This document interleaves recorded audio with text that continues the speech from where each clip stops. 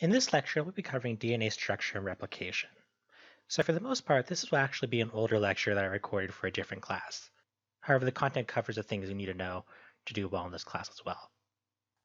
Additionally, there will also be references to dates and Blackboard questions and whatnot.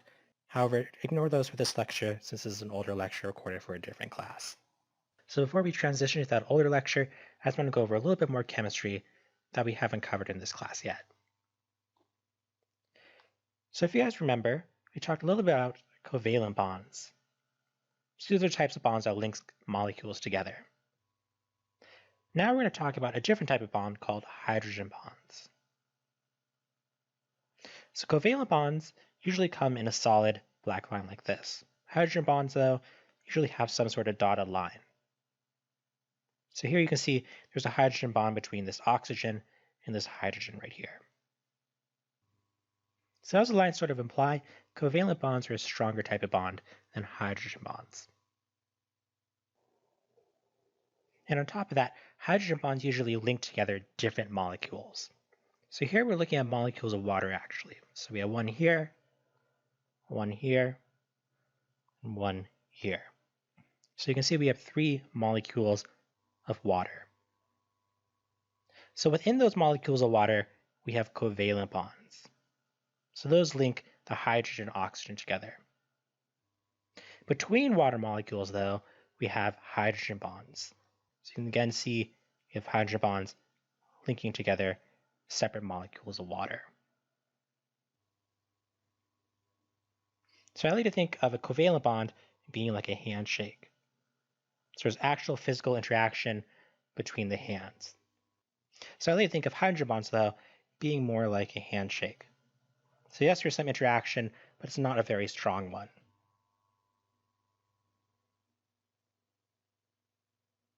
So this idea of hydrogen bonds will play a large role in how we understand DNA. So welcome everybody to this lecture on DNA structure and replication. So this is chapters 10.1 to 10.5 in your book. So here are really the major points for the next 2 lectures. So today we're going to be focusing on the structure of DNA and RNA and also on DNA replication. Next time we're going to talk about how exactly we get from DNA to proteins, so through the processes of transcription and translation. So next time we'll focus on those 2 processes, but today we're going to be talking about the structure of DNA and RNA as well as DNA replication. So to help you guys remember what exactly a DNA nucleotide is, here's a question that's very similar to the ones you had in chapter 3 when we focused on biomolecules. So which of the following is a DNA nucleotide? A, B, C, or D?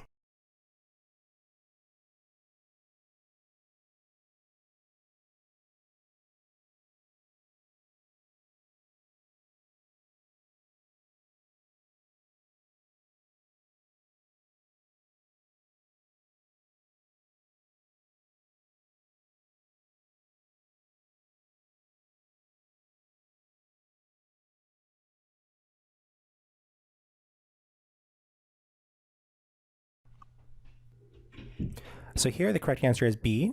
So remember, a nucleotide has 3 major parts. It has a phosphate, a sugar, and then a nitrogenous base.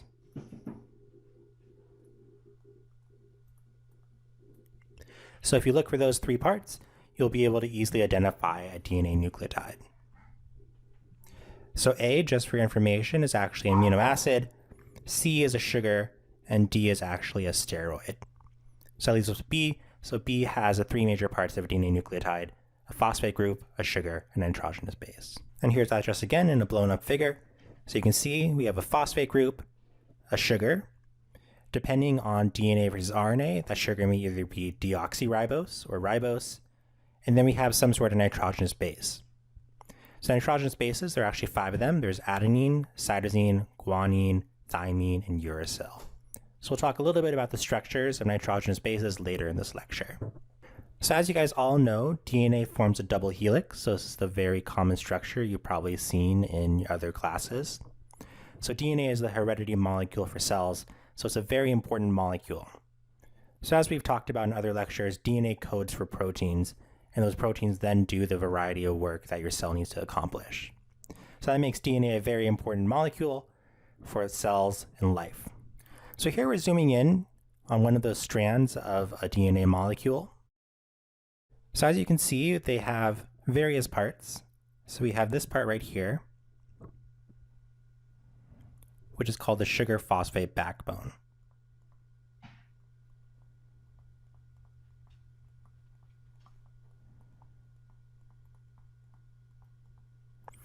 So nucleotides of DNA are actually linked together through the sugar phosphate backbone. And perhaps the easier figure to look at is the one on the right. So you can see we have phosphate groups linked together to sugar molecules. And that pattern just keeps on repeating. So we have phosphate and sugar molecules linked together. So it's important to know that, that the sugar phosphate backbone is linked together through the sugars and phosphates. It's not the nitrogenous bases that are linking together.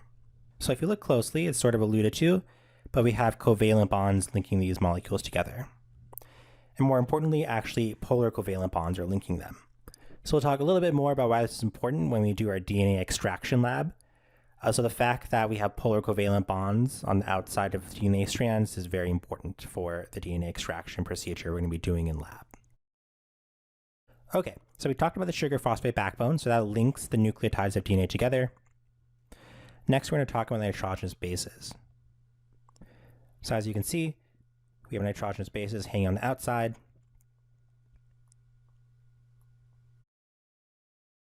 So whereas the sugar phosphate backbone linked nucleotides together on the same strand, the nitrogenous bases actually linked together the different strands of DNA. So if I go back to the previous slide, you can see that the nitrogenous bases are interacting. So we have A's matching up with T's, C's matching up with G's. So C, G, and AT, I should say, are the different nitrogenous bases. So C is cytosine, G is guanine, A is adenine, and T is thymine. So we'll talk more about those later in the lecture. But you can see that these nitrogenous bases are interacting, and that's what's linking up the two strands of DNA. More specifically, we have hydrogen bonds interacting between these two.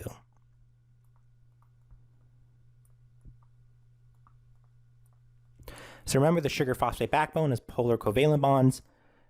So that's linking together nucleotides of the same strand. When you want to link together nucleotides of different strands, though, that's hydrogen bonds between the nitrogenous bases. So please be aware of that. It's very important that you remember the different types of bonds in DNA.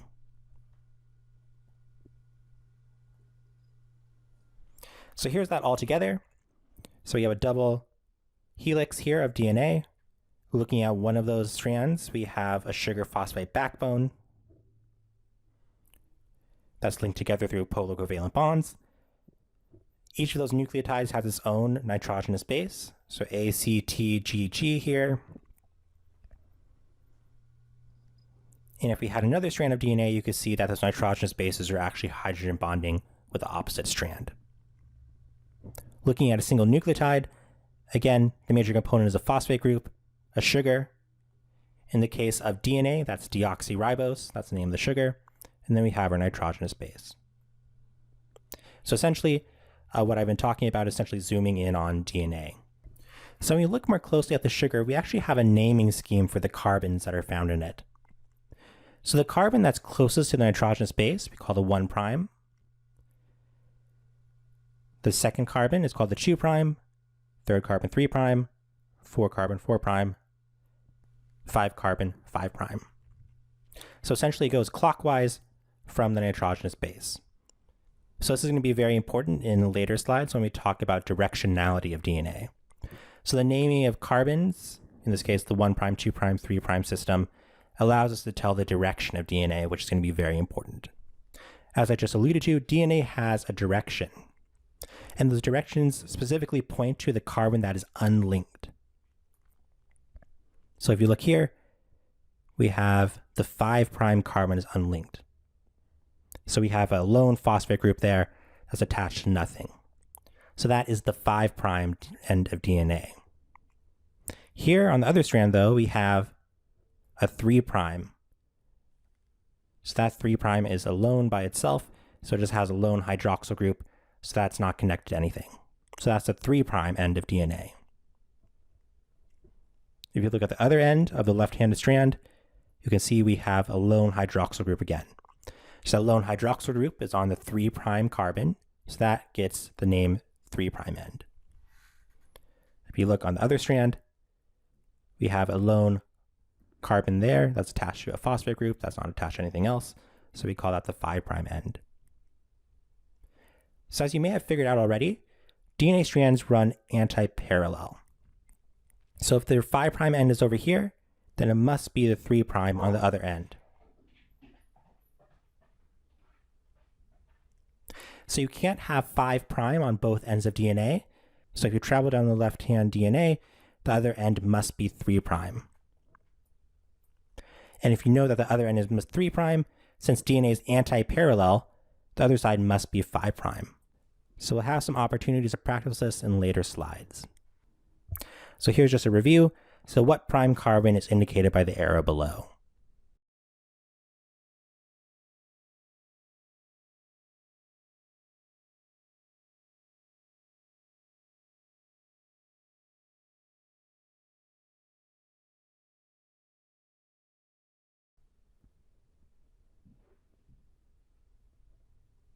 So here we have the 5' carbon. So E, so remember it goes clockwise from the nitrogenous base.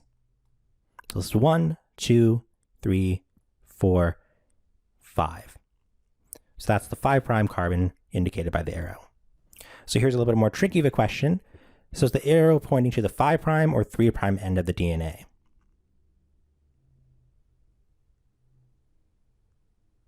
So here is actually indicating the 3' end. So here we would have a lone hydroxyl group. It's not written out for you, but it's implied. So these circles right here are actually the phosphates.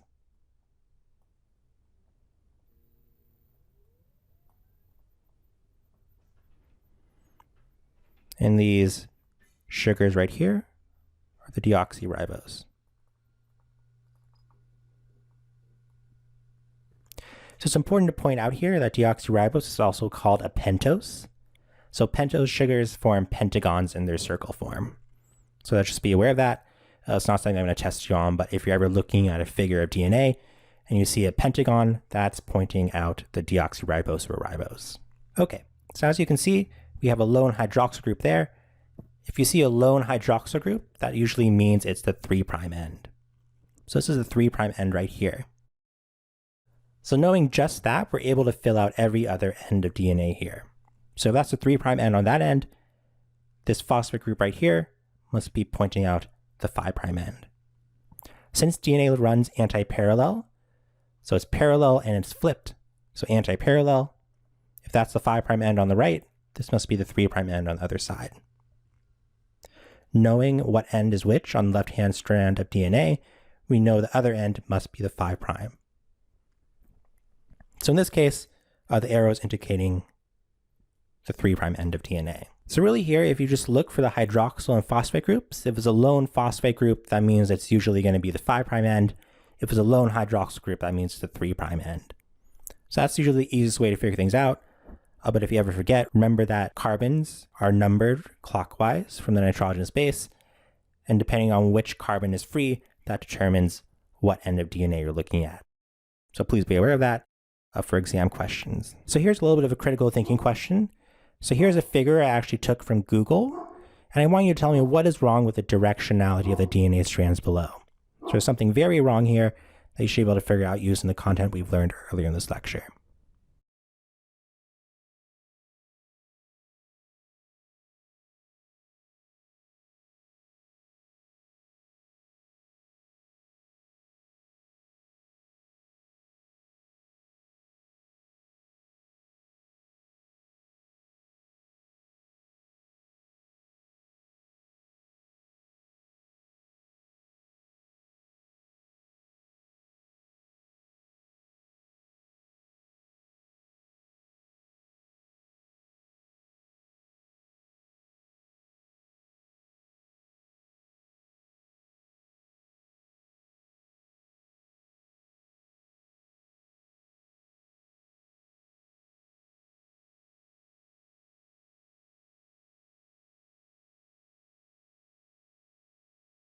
So as you may have noticed, these strands aren't anti-parallel. So if you look here, we have a phosphate group, and another phosphate group on the other hand. So here we have two phosphate groups that are free, one on the left-hand side, one on the right-hand side. So both of these strands are actually 5' on the same end. As you guys can see, on the other end of the strands, we have free hydroxyl groups or free 3' carbons. So both ends are actually 3'. So again, we don't have anti-parallel strands here. So this actually should be flipped. So the right-hand side should actually be flipped. So we should have 3' here and 5' here. So whoever made this figure made a huge mistake, and they accidentally made their DNA strands non-anti-parallel.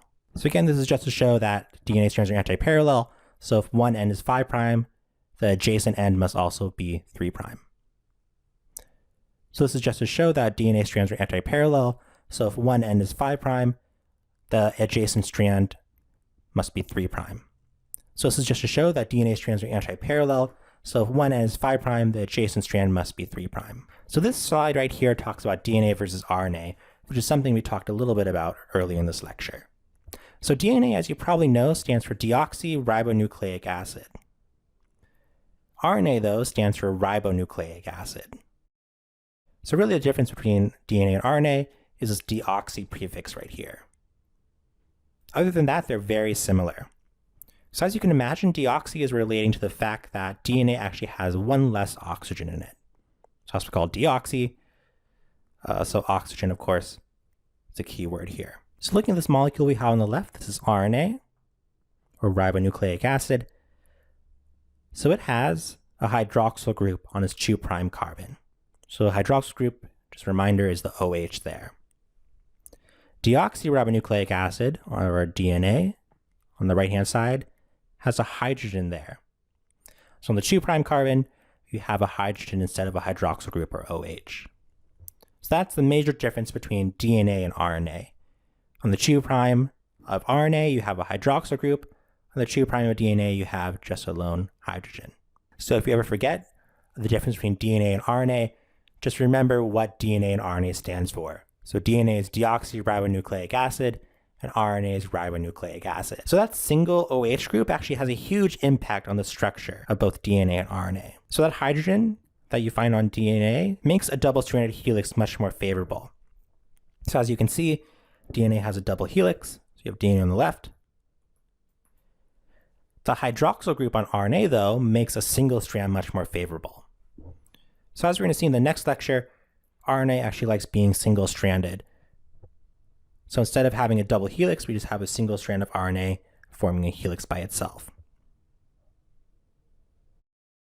So here, just be aware that even though it's just a small change in the nucleotide, so a small change in the sugar, they're actually having a huge impact on the structure of these two molecules.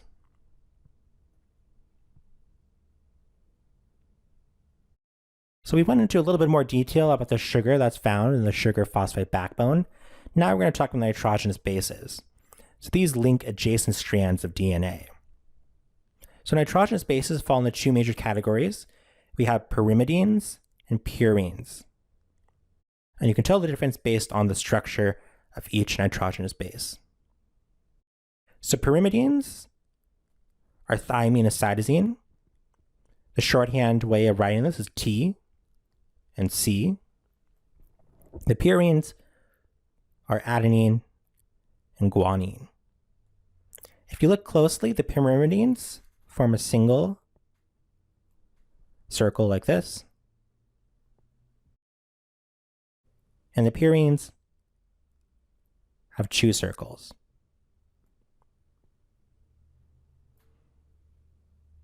So just be aware of that. Purines are two-circled and pyrimidines are one-circled. There are, of course, much more complex ways to identify the difference between the two, but since this is not a chemistry class, I won't go into more detail. So there's a little bit of a difference between RNA and DNA in the nitrogenous bases they use. So RNA uses uracil instead of thymine. So thymine is not found in RNA, instead we find uracil. So as we talked about when we looked at the structure of DNA, we have nitrogenous bases actually hydrogen bonding together. And this gets a special name, so we call this base pairing. So the bases or nitrogenous bases pair through hydrogen bonding. And specifically, the base pairing follows this scheme. A to T is adenine to thymine, and G to C, guanine to cytosine. In the case of RNA, where we have no thymine, instead uracil, it's A to U. And again, this is all based on hydrogen bonding. So as you can see, we have hydrogen bonds, which are these dots here, linking together these nitrogenous bases. So it's very important that you know which bases pair to which. So again, T to A and C to G. And here's what this looks like in an actual strand of DNA. So you can see we have the sugar phosphate backbone again. We have our 5' end, which has our lone phosphate group, and we have our 3' end, which has our hydroxyl group. Since DNA strands are anti-parallel, we know since we have 3' here, this must be 5' on the other end. And if we go further than that same strand of DNA, we have our 3' end over there. So here again, you can see there are hydrogen bonding in between these nitrogenous bases. So that's actually what links together the different strands of DNA. So now we're going to start talking about DNA replication. So this is actually something we've already talked about, just not in very much detail. So if you remember back to mitosis and meiosis, in interphase, DNA is replicated. So we've already talked about DNA replication, but now we're going to go into the molecular details of that. And as a reminder, here we have the cell cycle. We have interphase in blue. So interphase actually takes up quite a bit of time in mitosis and meiosis. And hopefully, as you remember, we have S phase of the cell cycle, and that's when DNA is replicated. So that's actually when we're going to see the process we're going to be talking about in the rest of this lecture. So remember, during S phase of the cell cycle, we see replication of DNA and the process we're going to be talking about. So that's just to link together the various concepts we've been talking about in this class.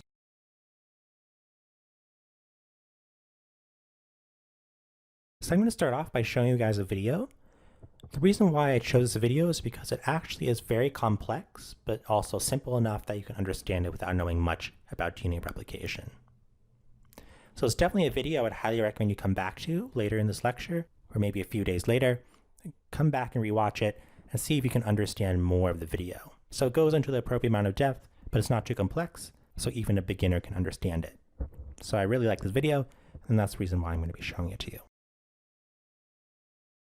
DNA replication begins at a specific point in the DNA molecule called the origin of replication site. Initially, the enzyme helicase unwinds and separates a portion of the DNA molecule, after which single-strand binding proteins react with and stabilize the separated single-stranded sections of the DNA molecule. The enzyme complex DNA polymerase engages the separated portion of the molecule and initiates the process of replication. DNA polymerase can only add new DNA nucleotides to a pre-existing chain of nucleotides. Therefore, replication begins as an enzyme called primase assembles an RNA primer at the origin of replication site.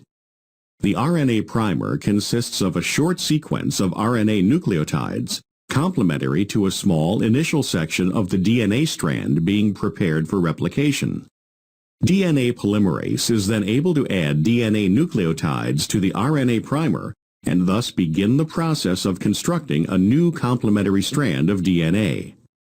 Later, the RNA primer is enzymatically removed and replaced with an appropriate sequence of DNA nucleotides.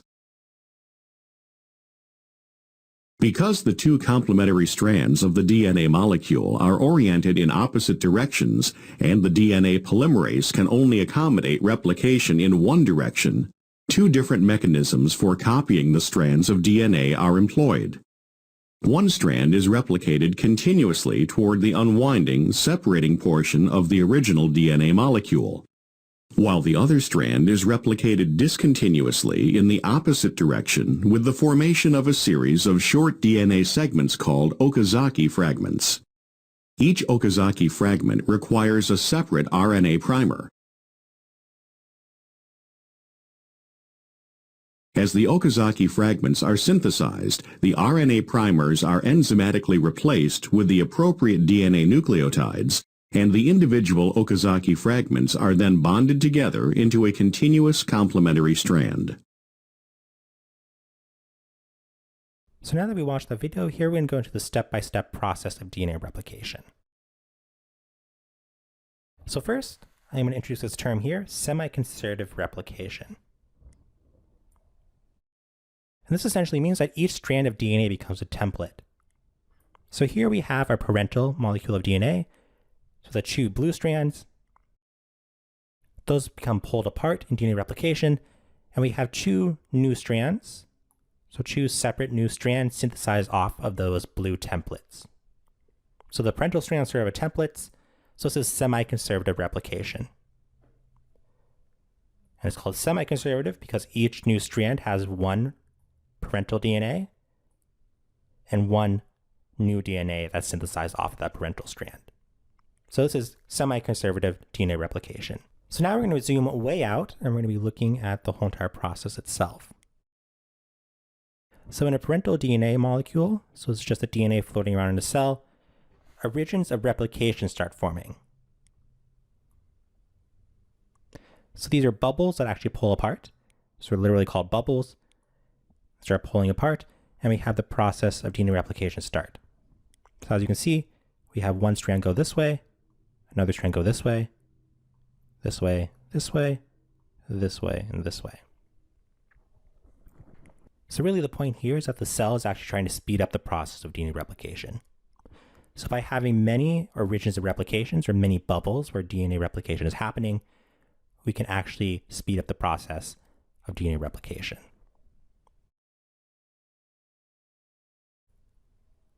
So eventually, those bubbles will just become larger and larger. As you can see, they go left, right, and eventually those bubbles will actually meet and those new strands of DNA will actually fuse together. So just as we saw in the last slide where I talked about semi-conservative replication, now we have two new strands of DNA, each strand having one parental strand and one new strand. So that's a big overview of DNA replication. Now we're going to start zooming in and talking about the specific enzymes or molecules that catalyze the reactions of DNA replication. So probably the most important one is DNA polymerase. So this is actually the enzyme that synthesizes new strands. So the next 2 points I'm going to talk about are extremely important, so you have to make note of this. So DNA polymerase runs continuously in the 3 to 5' direction on the template. I'll say that one more time. DNA polymerase runs continuously in the 3 to 5' direction on the template. So nucleotides can only be added to the 3' end of DNA. And that's the reason why it runs continuously on a 3 to 5' strand. On the 5' to 3' strand, so the opposite strand of DNA, it runs discontinuously. And that is, it forms short, unlinked strands of DNA. So 3 to 5', it runs continuously, 5 to 3', discontinuously. And this has specific names. So for the continuous strand, we call that the leading strand. So as you can imagine, if it's running continuously, it's leading DNA replication, so it's happening faster and is leading. The discontinuous strand, though, we call the lagging strand. Again, discontinuous replication is happening slower, so it's lagging behind the leading strand. So you're absolutely going to find questions related to these ideas. So if you remember what strand is continuous and what strand is discontinuous, so 3' to 5' is continuous, 5' to 3' is discontinuous, then you'll know which is which. So please be aware of this. And so here's a nice little image showing what DNA polymerase does. So as you can see, we have the 3' of the old strand here. It's kind of hard to see since this actually has a double helix shape, but you have the 5' on the other end there. So as I just said, the leading strand is a 3' to 5' template strand. So here you can see DNA polymerase is doing a very nice job of synthesizing one continuous strand. On the other hand, though, on this 5', the 3' strand, we have discontinuous replication. So you can see DNA polymerase is coming along and is forming short fragments. So these fragments actually get a special name. So we call these Okazaki fragments. So this is actually named after the Japanese scientist who originally found these fragments. So again, on the 3' to 5' template strand, we have continuous replication. 5' to 3' template, we have discontinuous replication. So DNA polymerase can only form short strands called Okazaki fragments. Next up, we have the enzyme primase. So it's important to note that DNA polymerase can't just start by itself. So it can't just automatically sit down on a piece of DNA and start replicating that. So it needs a short sequence laid down beforehand. And that is done by this enzyme primase. So primase primes the process of DNA replication. And more specifically, it lays down a short RNA primer, or essentially a short piece of RNA, that allows DNA polymerase to start working. So again, DNA polymerase needs a short starter sequence, or primer, the technical term, to start the process of DNA replication. So that is done by the enzyme primase. So here's a nice little figure that shows that process. So here we have the 3' end here, and you can see that primase lays down a short primer there so the DNA polymerase can start working. It's also important to note the direction of this primer. So the primer itself was anti-parallel. So you can see that we have the 5' end here. On the other strand of DNA, we have the 3'. So the next step, as I just said, DNA polymerase comes along, you can have elongation of the strand. So it's important to note that for each of these Okazaki fragments that we talked about, each one of those Okazaki fragments needs its own primer. So each time DNA polymerase starts, it needs primase to lay down a primer. And as you can imagine, this is a very complex process that requires quite a bit of time comparatively to the leading strand. And that's one of the reasons why the lagging strand is much slower than the leading strand. Again, because you need primase to lay down primers for this process.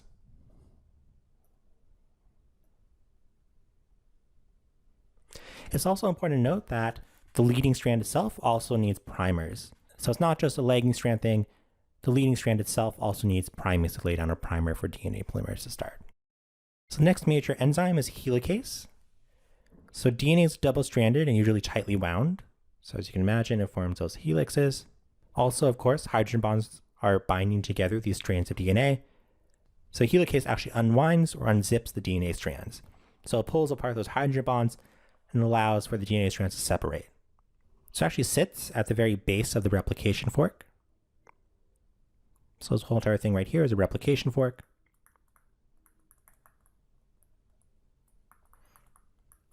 So it sits at the base and uncoils and separates the strands of DNA.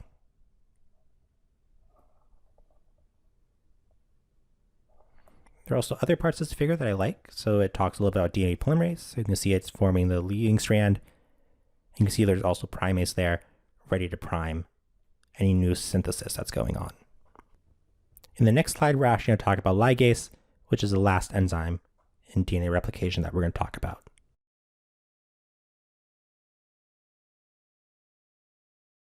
In this replication, remember we form short Okazaki fragments. So in between those Okazaki fragments, the phosphate sugar backbone is not actually covalently bonded yet. So DNA polymerase can't actually do that. It can't form the phosphate sugar backbone in between those Okazaki fragments. So really the point of DNA ligase is to create that sugar phosphate backbone. That's exactly what it does here. So you can see we have a hole right there. So the sugar phosphate backbone is all linked together. You can see ligase coming along and is bonding together those Okazaki fragments. So I should say that between the Okazaki fragments and the template strand, there is hydrogen bonds. So they're hydrogen bonding correctly, just the sugar phosphate backbone is not linked together. So ligase, again, is the major enzyme that's going to link together the sugar phosphate backbone.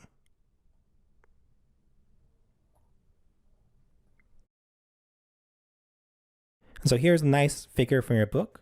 As you can see, it's not quite as complex as what I've just talked about.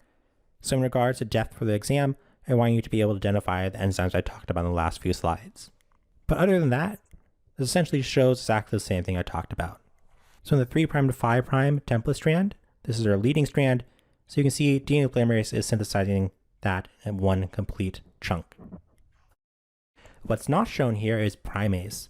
So remember, DNA polymerase cannot just start by itself. It needs a short RNA primer laid down by primase to start DNA replication. So DNA polymerase is going to keep moving along the strand and synthesizing one complete strand. On the other hand, though, on the 5' 3' strand, we have discontinuous replication. So you can see we have short Okazaki fragments formed that are eventually going to need to be linked. Also importantly, these Okazaki fragments, just like the RNA primers that we talked about, are anti-parallel. So you can see the 3' end of that Okazaki fragment is matching up with the 5' end of that template strand.